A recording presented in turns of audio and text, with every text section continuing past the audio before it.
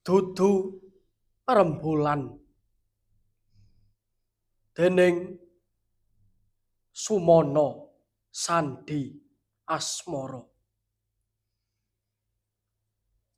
Dudu rembulan sing sigar kena jemparing nalika Permadi dolanan Pasopati. Dudu lintang sing ajur nalika Palgunadi matek aji lebur sakedhi.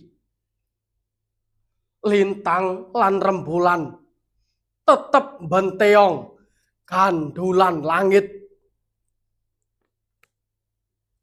Mung manungsa sing rumangsa bisa ngrapal mantra adeg-adeg. Kiblat 4-5 pancer ngobral derajat pamer pangkat rumangsa dadi lelananging jagat. Dudu rembulan sing sigar kena jemparing nalika Permadi dolanan Pasopati. Mongko nang kinukup kabar jomplang.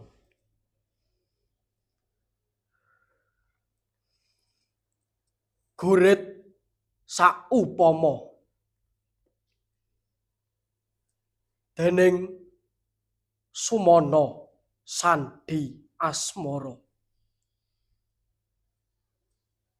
Saumpama anak-anakmu mbiyen nate kok tepungake karo panas, kira-kira wae saiki ora kidung srawung karo srengenge, jagongan karo geni, dolanan karo wawa. Saumpama anak-anakmu mbiyen nate kok tepungake karo adem, kira-kira wae saiki ora bingung kepriye carane kenalan karo udan, paseduluran karo samudra, memitran kelawan banjir bandang. Saumpama anak-anakmu mbiyen nate kok tepungake karo perih, kira-kira wae saiki wis padha ngerti carane salaman karo glathi, kenalan karo keris, rembukan karo pedang. Nanging emane bocah-bocah sing durung wareg ngrasakake uyah kuwi mongko pameri tembung mukti. Ngusung swarga donya jroning angen-angen kang garing.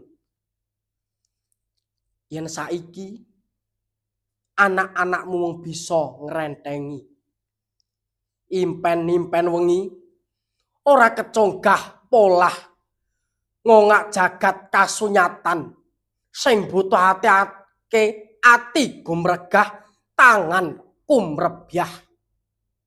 Sopo sing salah?